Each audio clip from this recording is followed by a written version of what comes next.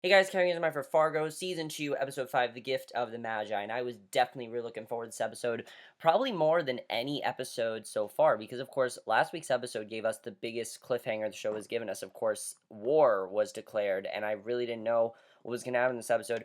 I also was looking forward to it because of Bruce Campbell. We have been teased, Ronald Reagan movies for so long. Of course, Ronald Reagan is the president in this show, when the show takes place, and finally we got to see him in this episode. But overall, guys, amazing episode, of course. So many crazy things happened in this episode. I mean, I knew it was gonna be crazy. I did not expect it to get as crazy as it did this fast, and I love that because you know what? Fargo season one, yes, it got crazy, but not this crazy. This is, Fargo season one didn't have a war going on like this does. It wasn't nearly as insane as this was. Well, it was insane, but it definitely was more of anti-heroes, and this is a lot more of that. But there is definitely a lot more going on, and I really love that. But let's just get into this episode. So much happened. There's a lot to talk about, and I loved it. So we see right away that President Reagan is in town, and Bruce Campbell played him, who surprisingly was very subdued. He actually never cracked a joke. He played it very straight, and I really applaud Bruce Campbell for that because a lot of people don't really take Bruce Campbell all that seriously. They say he's only really good in the Evil Dead movies, and I say he was really good here. I think he did a really good job as Ronald Reagan. You really believed he was Ronald Reagan. We see him narrating a story about his upbringing. This is all while we see the mafia take inventory. They have a lot of guns, and a few arrows. However, they aren't hunting gear hearts yet. They're actually bonding over finding a few deer, mainly because obviously they want to prepare themselves. It's kind of like they're doing some target shooting here, which very intense scene, definitely. I mean, these guys are intimidating as hell. They have like long beards. They look like they're out of like the Civil War. I mean, this is intense stuff. And Hansy is hoping to lead a hunt of his own. It's Bloom, of course, he wants to hunt the Bloomquists, and he returns Rye's belt buckle to Floyd, letting her know exactly what happened, like he was a fly on the wall. However, when Hansy says that the killer was a butcher down Laverne, Dodd quickly interjects to say it's the butcher of Laverne. That's why they call him, and basically they now know that Rye was murdered, which very subtle way for them to do that, but I definitely like the way that was handled. I thought they did that very well, and they could have handled it, they definitely handled it in a very subtle way. And this show does a lot of things in a very subtle way, and that's a very good example of that. And I still feel like Hansy, Hansy's kind of like the right hand man for the Gearhearts right now. He's kind of the one that's doing all these duties for them. Hansy agrees, but they both know better. Dodd wants to add fuel to the fire between the family and the Kansas City Mafia. Sure, it's of course it's the fire that doesn't want to be fueled. Um, but this may actually buy Ed and Peggy a little bit of time. Obviously, the most concerned are Ed and Peggy because, of course, we know what Lou said to them last week, and we know that it's not going to end well for them. But then we see back in the deer hunt, the guy with the arrows seems to be some sort of zoning commissioner. We don't really know his name. And we see Joe's trying to get him on the side of the Kansas City Mafia. This is clearly a guy that is trying to find which side to go on. And I mean, it has to be a tough decision because one side, is this family. The other side is this group that's hunting the family. So which side do you go on? He decides to go with the Kansas City Mafia. And you can see that there's definitely a lot more of them than there are of the Gearhearts. But none of the Gearhearts die in this episode, surprisingly. Honestly, they're that powerful that there's so many Kansas City Mafia, but there's not many Gearhearts. It's very interesting. We do see at the outings of waste though, since he gets a hole blown right through his head by a crew claiming to be with the Gearhearts, and it's an insane scene. These guns just start blasting everywhere. I mean, this was insane. When they said war, this is what I imagined. I never imagined it yet. This is something I imagined like the season finale. I mean, this was insane. There's gunshots flying everywhere, and they get picked off left and right, and pretty soon Joe's left all by himself. And then we see it was really crazy what happened there. Definitely it was insane to see that, and I really love that scene. So Hansy then cuts the throats of one kitchen, stabs the other in the face, and Joe doesn't come off as such a tough guy in the scene. He makes it out of the woods with his rifle, where Hansy's there waiting for him, And the way that Hansy is able to just get to these people like one by one by one, this is why Hansy is a badass. And I think it's awesome that he's able to just pick off these people one by one. I mean, again, these are the Gearharts, who there aren't many of them, but they're able to get to pick off all of these people one by one by one. It shows how powerful Floyd is, and it shows that the Gearharts really are a lot more powerful than, it really shows that they're a lot more powerful than the Kansas City Mafia think they are. And they definitely are you can definitely see it. They were in for a very rude awakening here. And I really love that scene. Very, very intense stuff there. And, but that is not the most intense scene in the episode, surprising. I mean, there are definitely some more intense scenes. Surprisingly, that is not the only intense scene in this episode. We will get into that because holy shit, of course I have to talk about that. But then at the VFW, Reagan is speaking to a crowd, and at this point in time, Reagan would have been campaigning for the presidency. He's actually not president yet. He is campaigning, and he does it well, even moving Carl to tears. It was actually pretty funny. Carl's like crying, and he says that the man made a movie with a monkey. It wouldn't be dignified, and he wins over Carl. And at first, Carl doesn't want to shake his hand, but then he shakes his hand. He gets a bit starstruck. It was actually pretty funny. I definitely, especially someone like Carl, who's usually very tough and, very just like very manly. It was really funny to see Carl kind of just like fan out like that. That was definitely really great. I mean, just imagine meeting the president, someone like Reagan, considered the great Reagan. It'd be incredible. And especially with him doing these movies, he's then shaking hands. Bodies are piled up in the woods. However, Lou has important business. He needs to escort the future's president tour bus to its next stop because he knows the danger that lurks in the town, and he knows that there's probably going to be a brutal massacre if they don't get out of there. So that's Lou's thing in this episode. Lou has some really interesting stuff in this episode, of course.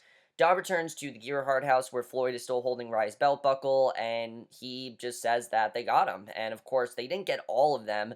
Mike is still out there, and Joe is still out there. Those, at this point, though, those are the only ones. And of course, Simone's there too. He doesn't know that his daughter's working with Mike, but Dodd seems really excited about the possibilities of the Mafia just retaliating, and he takes this shiny red apple, and he's, again, smiling. He's happy that this is happening. Again, very rare, but you can tell that, again, Dodd feels accomplished. He really feels like he's going to be able to take out the Kansas City Mafia. However, I'm not really sure. I mean, you can tell that there's more building up, and Floyd says she thought the Kansas City boys would negotiate, and Dodd says that's but I like what Dodd says here. He says that it was inevitable, that war was always going to happen. There was nothing she could do to get out of it. Even though she wanted to, war was going to happen no matter what. And you can definitely tell that Floyd's really upset because obviously she really did want to propose a deal here, but again, like I said, that's a deal that just would never happen. I mean, them working together sounds like a good idea, but there's just too many of them. Before they knew it, if they were to work together, they'd all die. Okay, it's that simple. If they were to work together, there'd be a better chance of them dying. It's really that simple.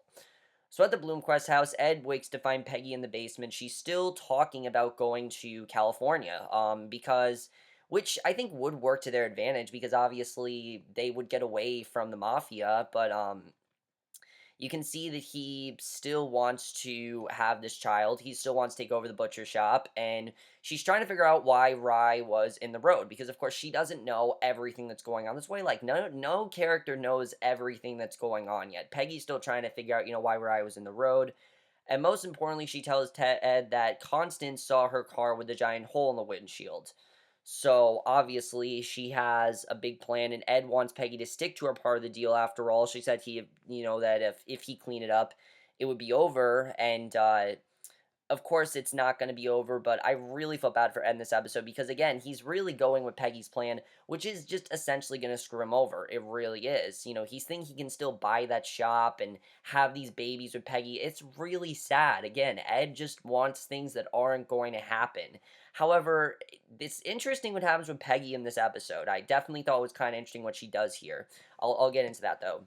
But, Dodd has to pull out an order to an unnamed guy to take care of Ed and Charlie, and Charlie seems to be pretty interested in doing the deed himself. And Charlie has a lot to do in this episode because, of course, Dodd wasn't really thinking that Charlie should be doing this. Obviously, he has cerebral palsy, but he proved that he can take out some guys, if you remember. We saw that scene last week where he took out some guys. So Dodd wants to see if Charlie can do this, and basically Simone wants to get out of there as well against Dodd's wishes, and this is the one time that listening to Dodd would have probably been a good idea, obviously, because she doesn't know that, the Kansas City Mafia are losing at this point. They're completely losing. And she drives to the hotel to meet up with Mike, and Simone knocks on the door. One of the Kitchen brothers answers. She doesn't seem surprised, but I'm surprised that she's made this choice. I would have thought that she would have gone with Dot. I mean, they're just the stronger side, but no, she goes with Mike. And Hansy apparently didn't finish the job in the woods. He didn't kill Joe, it seems, and it's very interesting because you think he would have killed Mike and just killed them all, but no, he spared some of them. I think he wants some of them to think they're powerful first and then kill him. I'm not really sure what he wants to do here. But Mike then tells her that his mother could find the cloud in every silver lining, and Simone thinks the story is cute, but she obviously doesn't really know what's going on. And Mike fills her in on a lot of things, a lot of the details, and he then shows her what's in the box on the desk, and we get a glimpse of Joe's salt and pepper curls. And it's the shampoo still working its magic in more ways than one. Simone gets off with a warning. Now, what Mike says to her is very interesting. He says, "Are we Romeo and Juliet?" And I didn't really think about it, but yeah, that's kind of what's going on here. I mean, think about it. Two, I'm gonna say not households. It's not two households. It's two different, gangs that are completely against each other, that despise each other. But Mike and Simone are in love. Although I kind of feel like Simone isn't doing this because she's in love with Mike. Mike, I feel, really does like her, while Simone, I feel, is in this because she wants the upper hand. She wants to be more powerful, and she thinks with Mike she can achieve more power, which is interesting. So Mike says he wants to know what they're going to do before they do it every time. Otherwise, she can die with the rest of them. And it's very interesting, their relationship. Definitely very interesting stuff with them. And we'll have to see what happens with that. So Lou then gets a call from Ben, and he says that there's 12 dead people in the woods, half Gearhart, half Kansas City, plus a local zoning commissioner with half his face in the bushes. And Ben seems to think that this is just the beginning. And you can really tell how crazy things are getting. And Lou returns to the tip, letting Ben know about Rye, Peggy, and the car, and Ben says that his boss wants him to talk some sense into Floyd. Obviously, Lou pretty much knows all the details at this point. He knows what's going on with Peggy and Ed. That's the thing about last week's scene. He knows exactly what's going on with them, and he could help them, but they completely refused. And you can tell that they feel guilty. I mean, so many times this episode, Peggy says, "We should have listened to Ed. We should have listened to Lou. We should have listened to Lou." So basically, Lou returns a tip letting Ben know about Rye, Peggy in the car. Ben says his boss wants him to try to talk some sense into Floyd, and Lou offers to ride shotgun, and that was pretty awesome when we saw that scene. So then at Bud's butcher shop, Ed can't seem to get a break. I mean, he again is just being tortured so much. He's on the phone trying to scrape together the money for the shop. And then we have this girl, Noreen, introduced in this episode. Noreen's a very interesting character. Noreen, you can tell, really does care about Ed, and probably is completely unlike Peggy. I think she actually really does care about him. She's actually listening in the counter, and she says she doesn't see why he's making this effort, seeing how they're all going to die. Now, what she says is very interesting. She talks about how they're all going to die anyways, and I think that she's just talking about the danger of the world. You're not going to make it out of this. You're going to die. There's no reason for you to do this. And, he's saying that, well, I need to make these plans. These are my goals. And it's good to have a bucket list, but to Noreen, it seems like she's just there to die, which is interesting, definitely. So Ed heads into the back while Charlie enters the front. He's having second thoughts about killing. Dot heads into the back while Charlie's in the front.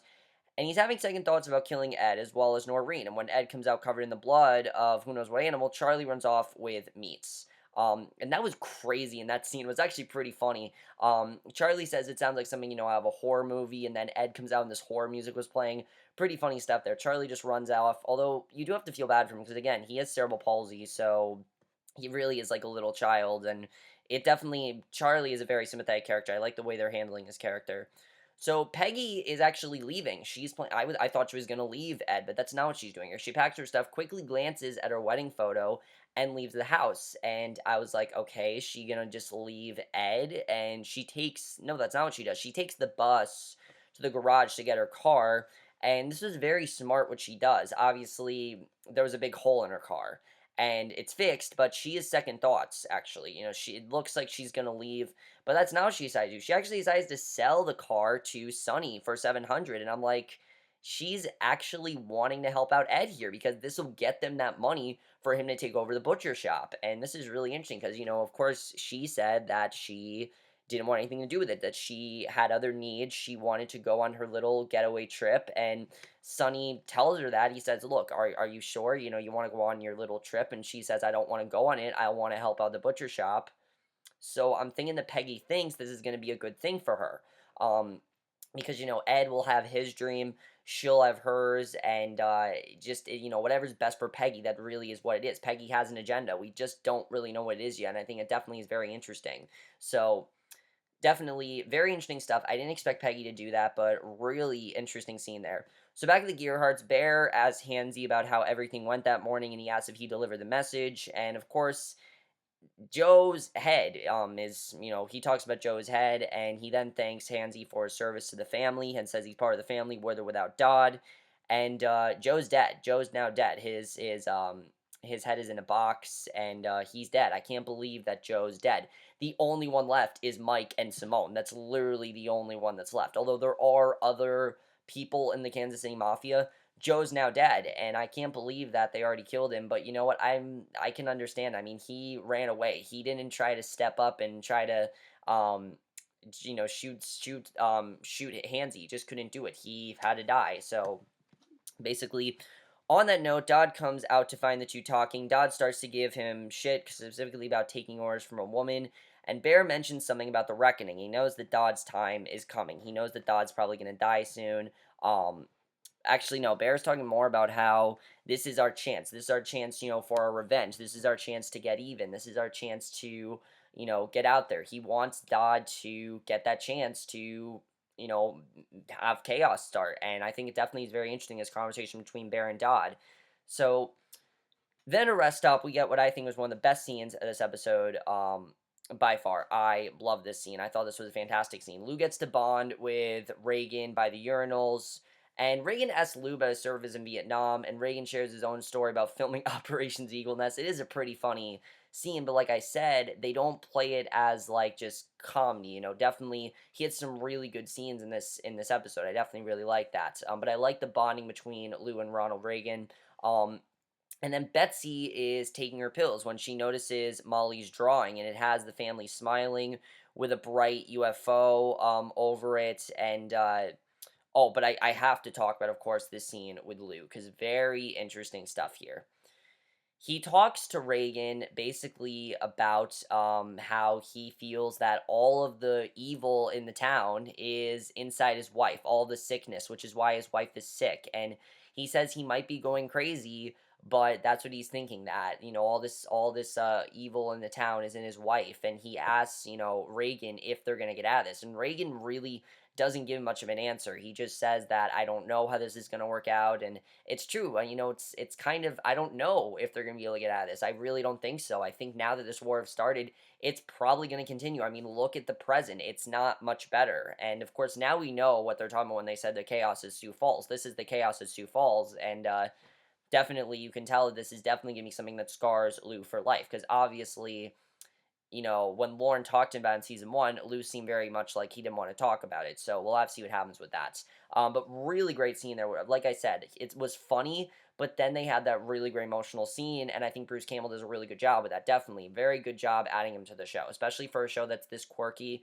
Great job, and it's great to see Bruce Campbell on TV twice, because I have this and I have Ash vs. Evil Dead, which is awesome. The more Bruce Campbell, the better. That's what I say. He's awesome. So then, of course, we go to Betsy, and of course, the whole thing with Betsy is, was she going to take these pills? Because we know that the pill that she took is a test one. One's fake, one's real, and she doesn't care. She takes the pills because she wants to take that chance, even though she's not really sure if she should. She takes the chance, she takes one of the pills, and I hope this goes well for her. I am hoping that she's not going to get more sick or something. I don't know, but she takes one of the pills. She notices Molly's drawing. It has the family smiling with a bright UFO over it, and she looks really troubled by the whole thing. One, because of the UFO, obviously. Again, we have another UFO reference.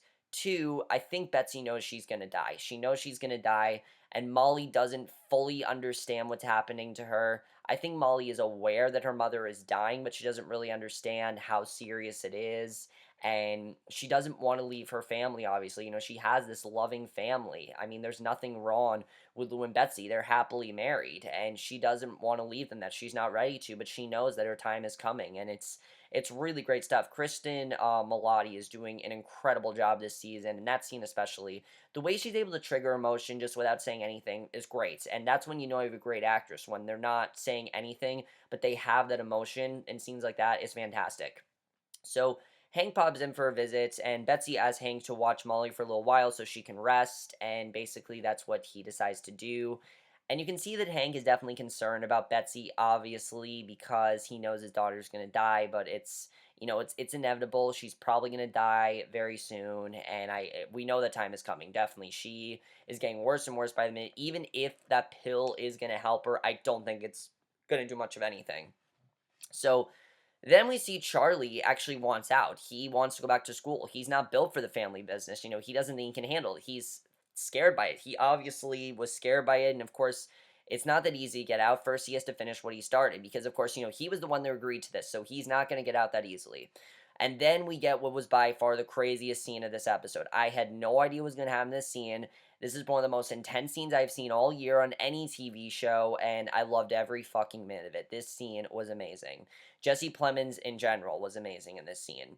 He heads back into Bud's butcher shop, locks the door, walks in the back where Ed is sawing something in half. I believe it's a pig. And right when he's about to shoot Ed, because, he was there to shoot Ed, and I thought he was going to do, but Noreen then walks out, sees Charlie standing there. She calls out to Ed, who dodges a bullet, and these guys then come in, and that single bullet sparks a fire, and it gets crazier and crazier and causes Carly's gun to jam. And of course, with one hand, it's not a quick fix. And as Charlie fumbles, because of his other hand doesn't work, because of his cerebral palsy, the unnamed man comes through the back door, tries to shoot Ed, and I honestly thought that Ed was going to die. I really thought that Ed was going to die here. Um, and they really did a good job with that. I mean, this scene was really intense. And basically, he comes through the back door, tries to shoot Ed, hits Charlie instead. Ed knocks the gun out of the guy's hand. The two begin to wrestle, and Noreen then hits the guy with a giant pig's leg, but he pushes her away. She does whatever she can. The guy starts choking as he watches his dreams literally go up in smoke.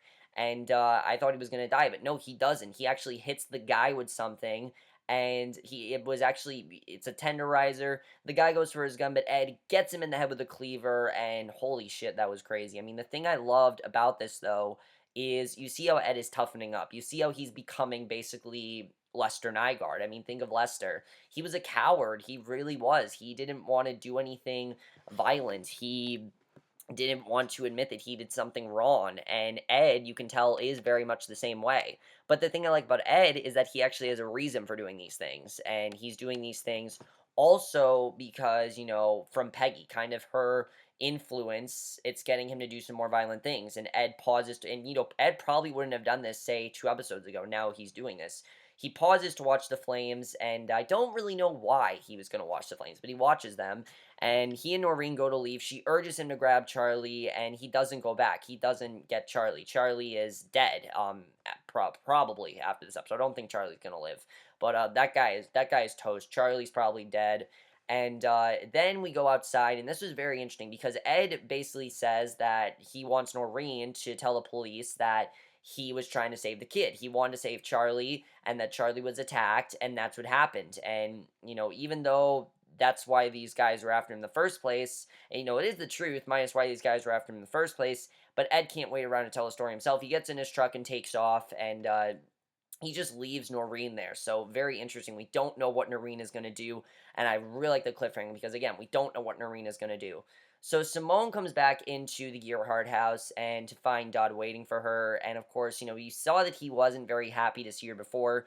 He asks where she's been. He knows that she hasn't talked to him and that she's doing things on her own, and then goes into a lecture. And this was a very powerful scene, probably just as powerful as Lou's scene in the Vietnam. It very much seemed like that. And he talks about you know, how she thinks that she's a grown up and that it's actually worse being a grown up. A kid gets slapped when he's bad, but when you're a grown up, you get the fist or the knife, and it's just going to be more violent for her. It's not a good direction to go in. And he says, he knows she's trying to be edgy by not wearing a bra and wearing revealing clothing and things like that. He can tell that she's trying to be more adult, and it's not the right thing to do. So Floyd tells Dodd, though, to leave her alone, and I'm really wondering what Floyd's gonna do because, of course, Simone's not working for them. Simone is not planning on working for the Gearharts. She's planning on working with the Kansas City Mafia, and I don't know what's gonna happen here with Floyd, but Floyd is gonna get herself in trouble because if she thinks she's gonna help out Simone in any way, this could be really bad for them because, of course, Floyd doesn't know that Simone isn't working for them, and this is going to be really bad to see what happens with that. But that definitely is going to be very interesting. Amazing stuff there, and I love that scene. I mean, you can definitely tell that Dodd is trying to be a good father to Simone. He's trying to tell her, look, I don't want you involved in this. But then he needs to realize she's not this little girl anymore. And, you can pretty much think that Dodd probably has been this way all his life. He's always been violent ever since he saw his father, of course, kill someone. So he probably hasn't really been there that much for his daughter, but now that she's grown up, he wants to be there for her, but she's not some little girl anymore, and he needs to understand that. And she's her own woman, and he needs to treat her like a woman, and I definitely like seeing that. So, and I know this is at a time when women weren't as accepted for certain things, but I like how Floyd wants to help her out with that. That's why Floyd is such a great character. One of my favorite characters by far. I mean, every character in the show I love, but she definitely is up there with the best ones. So Lou arrives at the butcher shop to find the carnage. More specifically, he finds Hank talking to Noreen, and what Lou doesn't find is Ed. So, of course, Lou knows that Ed is responsible for this. He knows something's going to happen here, and you see next week that they are definitely going to interrogate Noreen very, very hard. They're going to find out what's going on no matter what happens, and they know that definitely this has nothing to do with, that this is not just something random, that Ed had something to do with this. They don't know what it is, but they know there's some sort of connection that he has with this, and they're going to figure out what it is next episode. So we'll have to see what happens with that. So Ed then runs into the house, grabs Peggy, and tells her to start packing, tells her just go away. He wants to get out of there because obviously he knows that now they are going to be targeted and that they are probably going to get killed. And one close call is enough for him. However, Peggy couldn't be happier because, of course, she doesn't know what just happened. What I love about Peggy in this scene is that you don't really know if she's sincere. You don't know if she just did this so she could get money or if she actually does want Ed to get that butcher shop and get him to be happy. I'm not really sure, but you see that she's really happy to give Ed the money for the down payment on the shop. Of course, the shop is gone though. It's gone. There's no more butcher shop, and definitely this is very interesting. Because also the Gift of the Magi, perfect title because of course you guys know the story of the Gift of the Magi. It's two people getting themselves things that they can't have because they don't work there anymore, and Peggy finally has them because, if you guys know the story of the Gift of the Magi, one of them sells their harmonica, one of them sells their pocket watch, and then they each buy themselves things for their harmonica and pocket watch. And this is very much like the Gift of the Magi. Peggy has now bought Ed this money for something he doesn't need because the butcher shop is gone. So the interesting thing is now Peggy needs to decide what the hell she's going to do with this money. And I feel like she's really going to try to use this for herself to her advantage, and we'll have to see what she does with that. Because again, I'm pretty sure that Peggy's going to live and, longer than Ed does. I know that Peggy can get out of this by herself. Ed's definitely going to die. I know it's going to happen. I don't know when, but I know that we're definitely approaching the point where I think Peggy is going to get out of this alive. So Ed quickly tells Peggy that Lou has been right all along. The Gearharts are coming. Now he's killed. He's now killed a total of 2 people, and it's time to get the hell out of the Dodge. But it's actually a few minutes past that time, and because the cops are there with sirens and lights blaring, and they give this look, they know shit's about to go down, and that's how the episode ends. And holy shit, guys, what an amazing episode. There's so much to talk about just in this one episode. I mean, crazy things happen in this episode. First of all, is Charlie dead? I'm not sure. I mean, we didn't see him get out specifically, but we didn't see him get burned, so I'm going to say he's not dead. I don't really know. We'll have to see what happens with that. But Peggy and Ed, they are definitely in a lot of shit because they're definitely going to get taken in. They're going to be questioned next week. It looks insane next week. I don't know what's going to happen there. We'll have to see what happens with that. Simone. Is Dodd going to learn that his daughter is not working for him, that she's working with the Kansas City Mafia, and what's he going to do? I mean, is he actually going to kill his own daughter? It might have to come to that. The fact that she wants to be a woman, he doesn't want her to be, he might actually have to kill her, and that's going to be very graphic, but I wouldn't be surprised if Dodd did that. I wouldn't be surprised if he did that. We'll have to see what happens with that. Hansy. Why didn't Hansy take out the rest of the Kansas City Mafia? I'm not really sure. Mike is still out there. Hansy's obviously going to go after him. We'll have to see what happens with that. Now, Floyd helping out Simone is going to be really bad because I feel like Simone's going to try to get the rest of the Kansas City Mafia to turn on Floyd. We'll have to see what happens with that. I mean, Simone's in a very difficult position here. She obviously wants to work, with the Kansas City Mafia because they want her to actually work. And while, Dodd clearly just sees her as some woman and doesn't really see her as, he just sees her as a little girl. He doesn't see her as an adult. She wants to be treated maturely, and they want to treat her that way. But they're the more dangerous group because that's the group her family is targeting. So she probably is one of the most difficult decisions out of everyone, and it's very interesting, definitely, to see what's going to happen with that. Betsy's going to die, unfortunately. I feel really bad for her, but it looks like she's going to die. I really hope Hank does not die next week because we see a bunch of the gang members of the Kansas City Mafia. They go to Hank's group. It looks like they're about to shoot him up, and I hope they don't kill him because I swear to God, don't kill Hank. Seriously, Hank is an awesome character.